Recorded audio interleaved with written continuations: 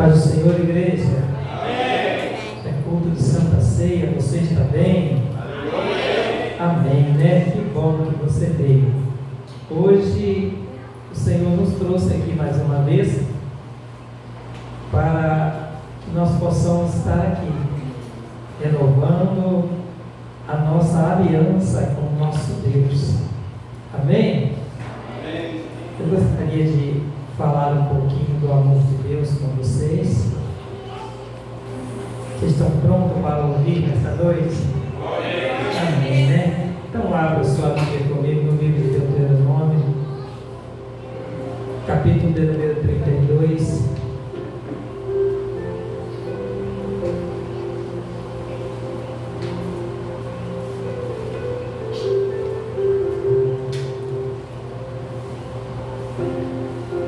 Aleluia.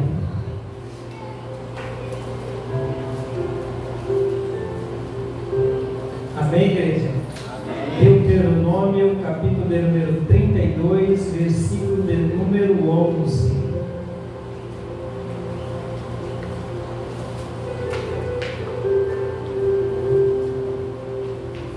Diz assim o texto: como uma águia agita a sua ninhada, voando sobre as suas crias, estende as suas asas e toma-os e leva-os sobre as suas asas. Amém? Coloque a mão no teu coração, feche a tua Bíblia e repita comigo: Senhor meu Deus, pela tua graça e misericórdia, fala conosco, em nome de Jesus. Amém? Podeis se assentar. Irmãos, esse capítulo de número 32 do livro de Deuteronômio, a gente encontra aqui uma metáfora a qual o Senhor traz a respeito da águia, a qual ele diz: como uma águia agita a sua ninhada voando sobre as suas crias, de um lado para o outro ela estende as suas asas e toma-os e leva sobre as suas asas. Todos nós conhecemos a história de uma águia, e nós sabemos que toda águia, quando ela faz os seus ninhos, ela procura um penhasco dos mais altos, e ali ela faz o seu ninho e prepara ali. E quando, diz os historiadores, que quando os seus filhotes já estão prontos para voar, a história diz que a águia começa a pegar espinhos pontiagudos. Diz que a águia começa a pegar ramos com pontas afiadas e começa a colocar no ninho da águia, para ver se os filhotes que estão ali naquele ninho confortável, eles começam a se incomodar com aqueles espinhos, e aí eles tendem a sair dos seus ninhos e voar. Mas ao ponto da história diz que, com um certo tempo, os filhotes das águias, eles se acomodam com aqueles espinhos e eles não saem para voar. E aí o historiador diz que algumas águias pegam os seus filhotes com o bico e leva a uma altura mais alta ainda, e quando está lá no alto ela solta, e de lá de cima, quando aquele filhote vai descendo, ele é obrigado a começar a bater as suas asas para que ele possa ganhar voo. E muitos deles às vezes não batem as asas, não conseguem, e ela pega de novo com o bico e leva de novo e solta outra vez até que ele aprenda a voar. Por que, pastor? Porque águias foram feitas para voar. E assim também é o Senhor Deus na nossa vida. Assim, muitas das vezes o Senhor, Ele deixa que aconteça algo em nossas vidas para que nós venhamos sair do conforto aonde nós estamos vivendo na terra de hoje. Nós temos que entender que a igreja não é um lugar de conforto, é um lugar de confronto. Nós temos que entender que é no desconforto que você vai descobrir qual é o teu chamado. É no desconforto, é que quando você estiver no desconfortável, é que você vai saber o que você nasceu para fazer. É na hora do desconforto que você vai despertar. Nós entendemos que o filhote de uma águia, ele nasceu especificamente para levantar voo. E nós entendemos que um filho de Deus, quando ele veio ao mundo, ele veio para dar certo. Você não entendeu, né? Eu estou querendo dizer que quando Deus ele te chamou, quando Deus ele marcou você, quando Deus ele apontou o dedo para você, ele disse assim: este vai dar certo. Mas muitas das vezes nós entendemos que alguns de nós se encontram na zona de conforto. Muitos de nós têm se acomodado com o nosso dia a dia e nós não conseguimos mais despertar, nós não conseguimos mais deixar-nos conhecer o potencial que Deus colocou dentro de nós. E muitas pessoas que servem a Deus não abriram o seu entendimento ainda para entender que muitas das vezes Deus permite algumas situações em nossas vidas para que nós venhamos acordar, para que nós venhamos despertar para o seu chamado, porque nós somos predestinados a vencer. E quando nós olhamos para a história de Jó, nós vamos ver que o diabo ele fala a mesma coisa para Deus. Ele disse: olha, você está vendo como ele está confortável? O Senhor o cercou, ele com todos os bens. Tudo que ele faz, ele prospera, ele é o homem mais rico da terra. E o Senhor disse: então tira tudo que é dele. Aí quando o diabo não se vê, não se dá por vencido, quando Deus permite que tira tudo que ele tem, aí o diabo olha para ele: mas o negócio é pele por pele. Se você não tocar no corpo dele, não tem jeito. Aí o Senhor permite novamente, te toca no seu corpo físico, mas não tira a sua alma. Às vezes, irmão, nós somos provados por Deus em certas situações que nós chegamos ao ponto de perder a nossa vida. Nós só não perdemos porque o Senhor não permite. E todas as vezes que nós passamos por situações difíceis, a maioria das vezes nós estamos só. Todos nos abandonam. É porque tudo que você vai passar com Deus, geralmente você vai estar só. Porque Deus ele quer mostrar para você que você não pode depender de homem, você depende simplesmente do Senhor. É somente Deus para levantar você novamente. Tem situações que nós entramos que é tão difícil que nós achamos que não vamos sair. Mas isso muitas das vezes é Deus tentando nos arrancar do ninho. É Deus tentando nos tirar do conforto que nós estamos vivendo. Irmãos, eu não sei se vocês entenderam ou se vocês não perceberam ainda, mas nós estamos vivendo em um momento que a igreja está virando a chave. A igreja, ela já não está mais como era antes. Irmãos, a igreja, na teoria da prosperidade, muitas pessoas se deram muito bem, porque acreditaram nas profecias, acreditaram que ia dar certo nas profecias, mas eles acreditaram e se acomodaram. Agora eu não preciso mais buscar o Senhor. O profeta vem e diz: Deus vai te abençoar, eu sou abençoado. Agora eu não preciso fazer muito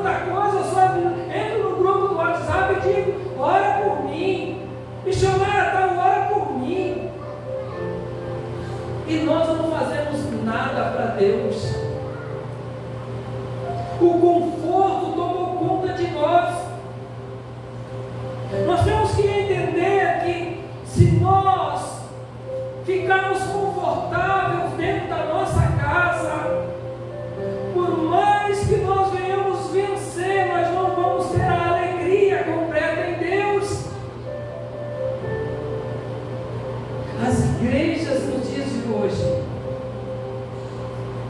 estão ficando praticamente abandonadas. Nós tivemos nessa manhã uma consagração, senti falta de muitos obreiros. Final de semana passada eu estive aqui na igreja, senti falta de muitos obreiros. Nós temos que ver que nós precisamos fazer a nossa parte, porque Cristo ele já fez a parte dele.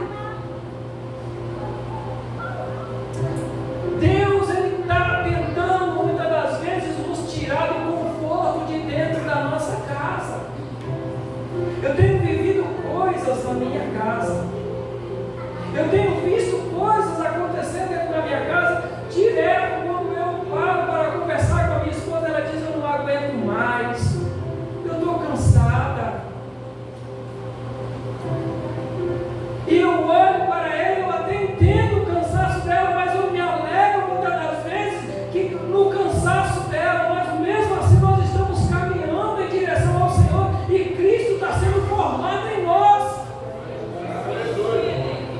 Porque é dessa maneira, irmãos.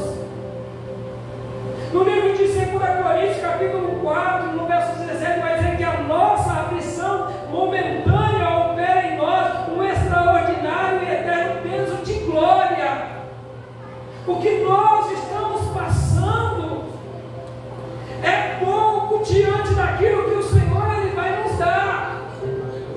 Deus ele nos chamou para dizer para nós que é tempo de voar no Espírito. Nós temos que sair do conforto, irmãos.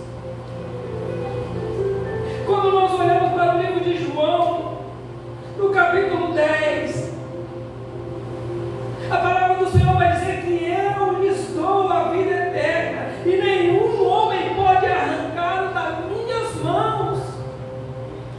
O meu Pai, que as deu para mim, e nenhum homem pode arrancá-la da minha mão, porque o meu Pai e Ele e eu somos um só. Ele disse que Deus entregou vocês a Jesus Cristo. E Ele disse que ninguém, nada, nem a tribulação, nem a angústia, vai arrancar você dele. Ou seja, em outras palavras, o que João está dizendo para mim e para você é que você tem dono. Você foi chamado para um propósito e nada vai tirar Deus de você. A Bíblia diz que você foi selado pelo Espírito Santo antes mesmo da fundação do mundo. Mas nós temos que despertar, irmãos. Nós temos que despertar. A Bíblia diz no livro de 2 Coríntios, capítulo 5, vai dizer ali que Deus, ele moldou para si mesmo.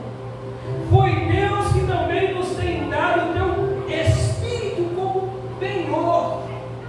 Deus, ele penhorou o seu Espírito como garantia que você ia dar certo e você vai dar certo. Se Ele confiou e deu o seu Espírito como garantia, é porque você vai dar certo. Então, no meio da caminhada, no meio da luta, no meio da dificuldade, levanta a cabeça. Nós temos que entender que nos dias que nós estamos vivendo é mal, mas nós não estamos vivendo pelos dias, nós estamos vivendo pela eternidade.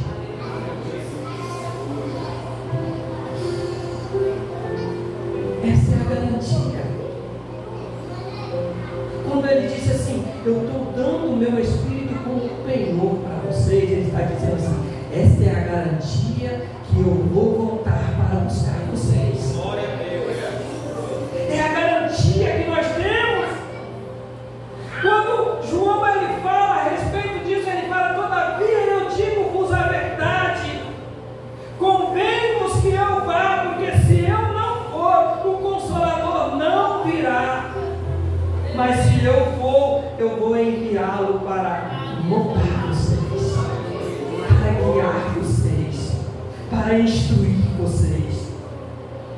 Quando nós olhamos para essa palavra, nós entendemos que quando o homem ele peca lá no Éden, o plano original vai por água abaixo. Está tudo errado.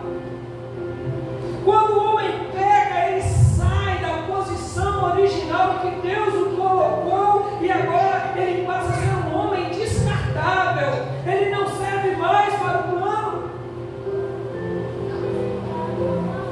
E se ele não serve mais para o plano, o que é que Deus ele tinha que fazer? Ele tinha que refazer o plano. E agora ele envia o seu filho, e ele coloca o espírito do filho dentro de nós, para que este filho fosse representado por nós aqui na terra, para que eu e você expressássemos a semelhança de Cristo. Mas o que nós não entendemos é que aquele homem que saiu do jardim, ele não cometeu nenhum pecado para Deus tirar ele de lá. O que nós entendemos é que quando esse homem ele sai de lá, ele sai como um santo homem. Ele não rouba, ele não pratica iniquidades, ele não faz coisas como matar, porque para nós a maioria dos pecados são isso: roubar, matar, destruir. E Adão e Eva não fez isso, e não servia a Deus. Hoje nós temos pessoas assim: eu não roubo, eu não falo mentira, eu não faço nada. É um santo homem de Deus. Mas talvez, como Adão e Eva não serviu para o plano, talvez esse santo homem de Deus também não servirá para o propósito eterno de Deus. Irmãos, quando Jesus ele vem dizer para nós a respeito da sua morte no livro de João, no capítulo 8, que ele diz assim: quando vocês me matarem, verão que o que eu faço, que eu não faço nada de mim mesmo, mas faço o que o meu Pai me mandou fazer. Como que Cristo ele venceu a morte? Como que Cristo ele venceu o pecado?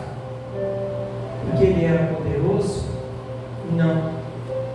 A Bíblia diz que ele veio como homem. Ele era igual a mim e você. A Bíblia diz que ele venceu o pecado, ele venceu a morte pela obediência.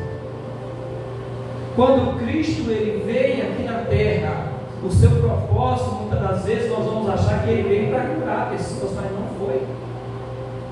Às vezes nós pensamos que nós achamos que Cristo ele veio para ele dar um bom sermão, para ele trazer uma pregação boa, mas não foi. Muitas das vezes ele olhou para os seus discípulos e disse: vocês estão atrás de mim pela comida que eu dei para vocês. Essas eram as pregações dele. Mas ele não veio para trazer um bom sermão. Ele veio para obedecer aquilo que o Pai já tinha predestinado para ele. Quando nós olhamos para isso, nós entendemos que aquilo que Adão não conseguiu no Éden,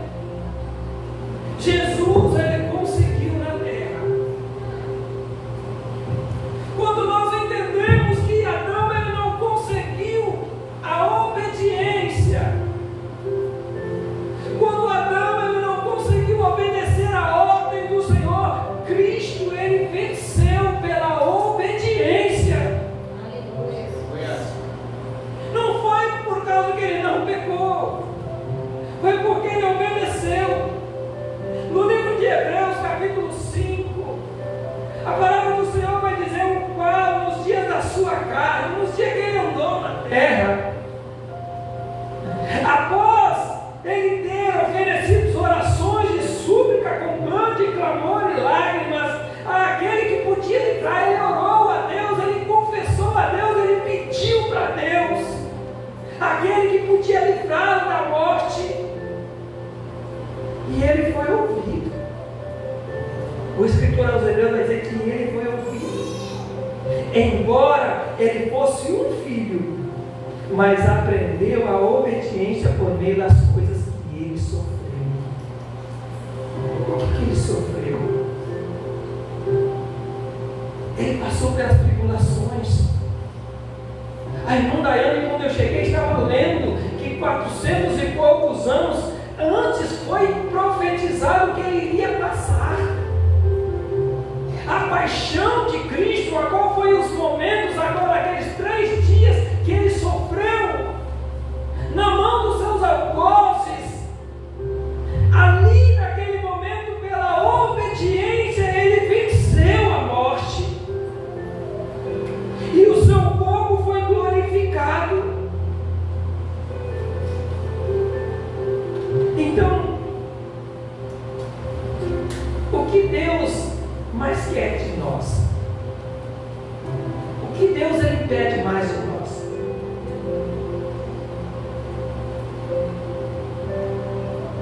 Nós temos que entender que viver na obediência faz parte da vida de um cristão. No livro de Efésios, capítulo 2, nós vamos ver e entender porque fomos feituras do Senhor, criados em Cristo Jesus para boas obras, as quais Deus estabeleceu, Deus preparou, Deus antecipou para que andássemos nelas. Ou seja, tudo que nós fazemos aqui não é a minha vontade, mas é aquilo que o Pai tem nos dado para fazer.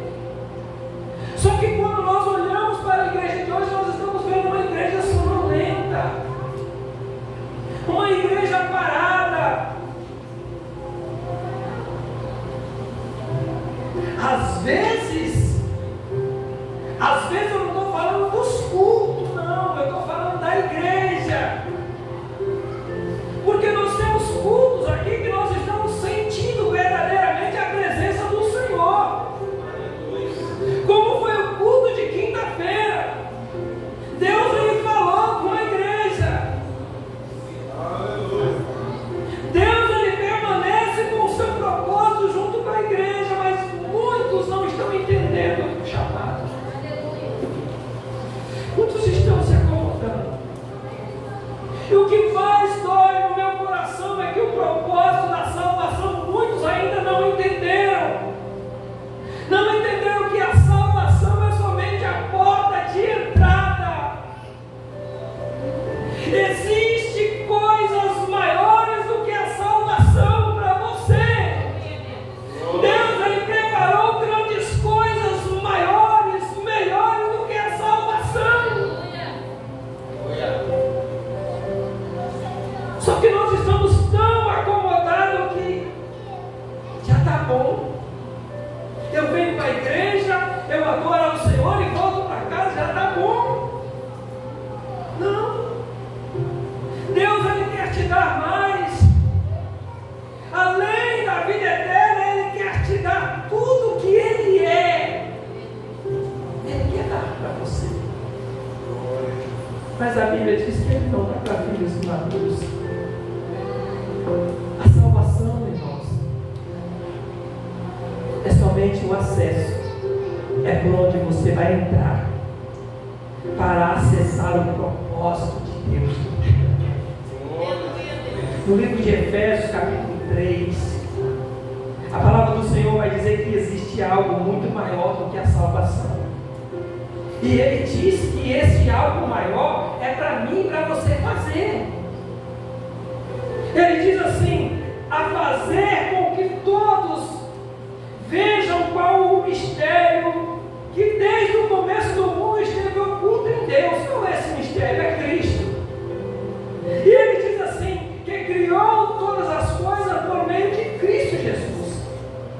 para que agora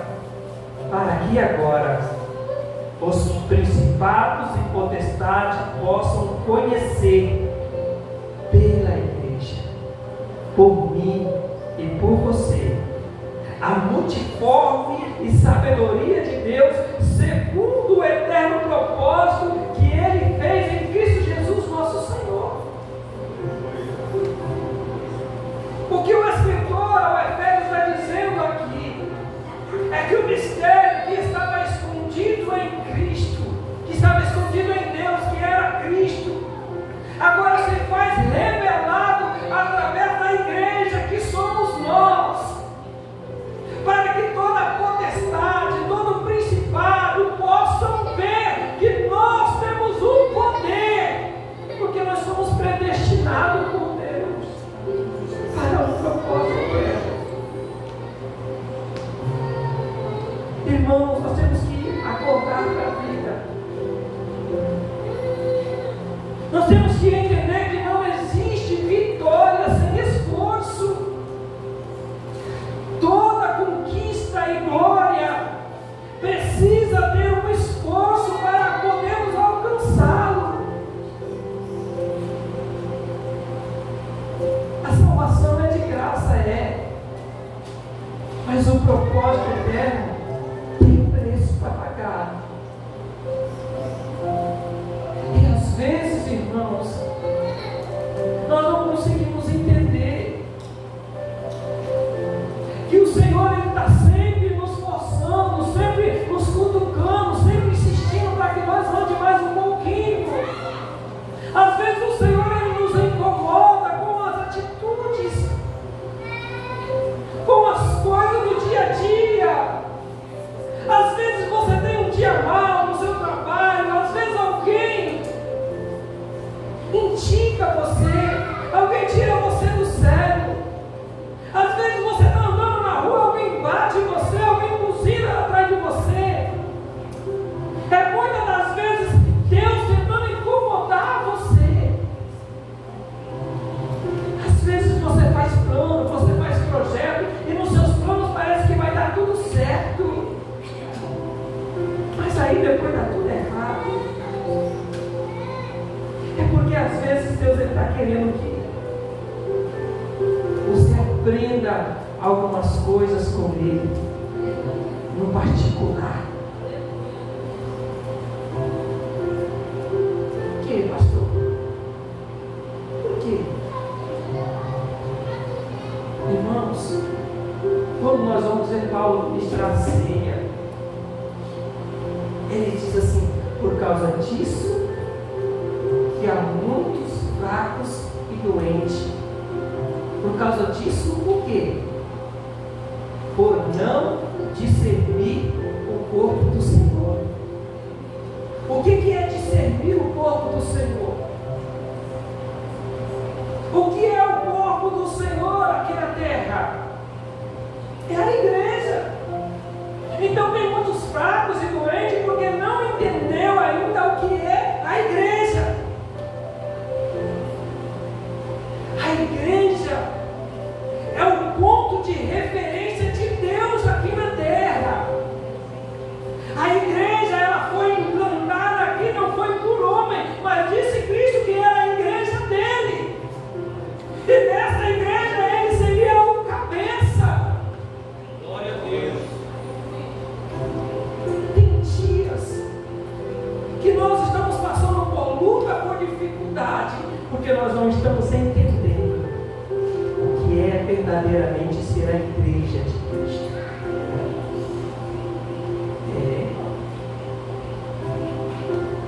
Esses dias, eu vou falar, posso?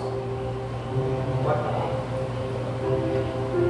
Esses dias, eu até estava pensando aqui. Esses dias eu não estava na igreja, e eu estou sabendo que alguns irmãos usando a autoridade do microfone para atingir outro irmão lá embaixo. Eu quero dizer para você, irmão, o dia que você tiver a oportunidade de pregar, pregue a palavra de Deus. Não fica falando mal do irmão aqui não. Porque se você estiver falando mal do irmão, você está falando mal de você mesmo. Porque você também é igreja. Porque o dia que você vê eu fazendo isso aqui, aí você faz também. Mas a verdade é que o propósito de Deus é o amor. E se você não tiver o amor pelo teu próximo, se você não tiver a coragem de chegar com ele e dizer, você tem que fazer isso, você tem que melhorar isso, você tem que mudar isso. Se você não tiver essa autoridade, vai buscar em Deus. Porque às vezes, nem sempre eu vou estar aqui. Mas eu fico sabendo do que acontece aqui. Eu acho que irmão que fala mal do irmão, ele precisa entender verdadeiramente o que é a igreja. Porque não entendeu verdadeiramente, porque se existe alguma falha no irmão, ele tem que olhar primeiro as falhas dele. Como o irmão Silvano falou aqui hoje. Ele disse, eu mesmo talvez possa chegar lá no céu e olhar para Deus e Deus dizer, você não fez 10% do que era para você fazer. E como que eu posso apontar o dedo para outro irmão?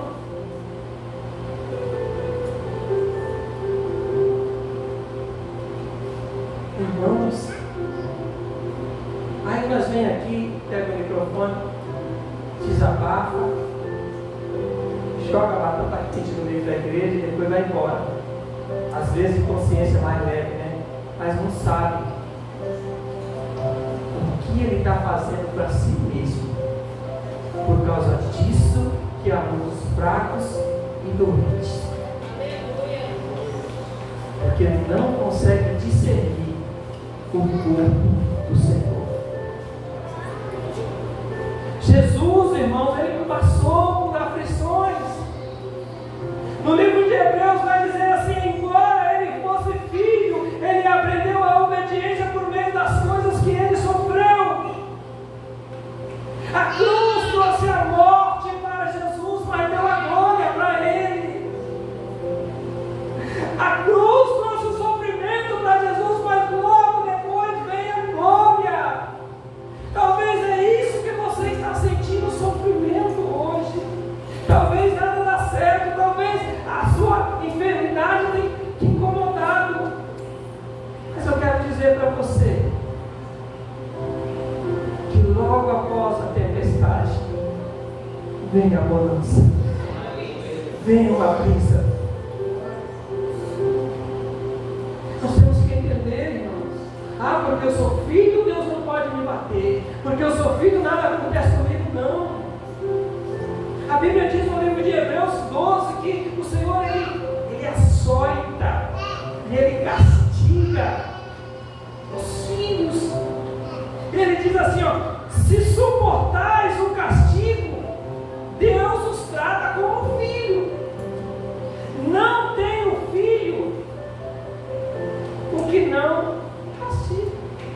Ou seja, ele está dizendo que se está sem correção, ele está dizendo assim, mas se está sem o castigo, da qual todos que são feitos participantes, então sois bastardos e não filhos. Talvez se a correção não chega até você, é momento de nós nos preocuparmos. E ele continua dizendo assim, mas estáis em castigo.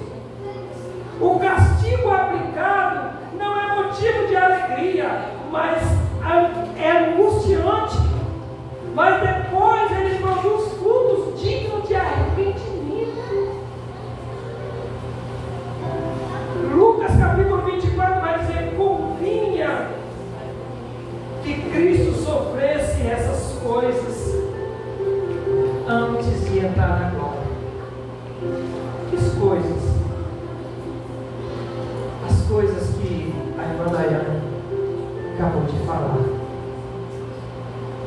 Ele foi rejeitado, ele foi visto como ninguém, ele não tinha formosura, mas ele tomou sobre si as nossas enfermidades. Quando nós vamos lá para o livro de Pedro, dizendo que 1 Pedro capítulo 4 vai dizer assim: mas alegrais no fato de ser participante do sofrimento de Cristo, para que quando a sua glória for revelada, também vos alegreis com excessiva alegria. O que Pedro está dizendo aqui: alegrai, porque você está fazendo parte do sofrimento de Cristo. Porque assim como Ele foi glorificado, quando você receber a glória, a sua alegria será incontável. Nós temos que entender que quando nós olhamos para esta palavra, nós entendemos que o sofrimento faz parte da vida de um crente. Se não fizesse parte, não tinha deserto na Bíblia. Não tinha 40 anos de deserto. Cara, 40 anos de deserto foi ensinamento, foi obediência. A Bíblia diz que o povo seguiu uma nuvem e uma tocha de fogo, era pela fé, irmãos. Tinha dias, tinha tempo que aquela nuvem e aquela tocha de fogo ficavam um ano parado, testando a paciência do povo. E ele dizia: mas nada acontece, nós não vamos sair daqui, nós vamos morrer neste lugar. E o ano chegava, aí a nuvem movimentava e eles caminhavam mais um período. Diz a Bíblia que eles andaram 40 estações, ou 42.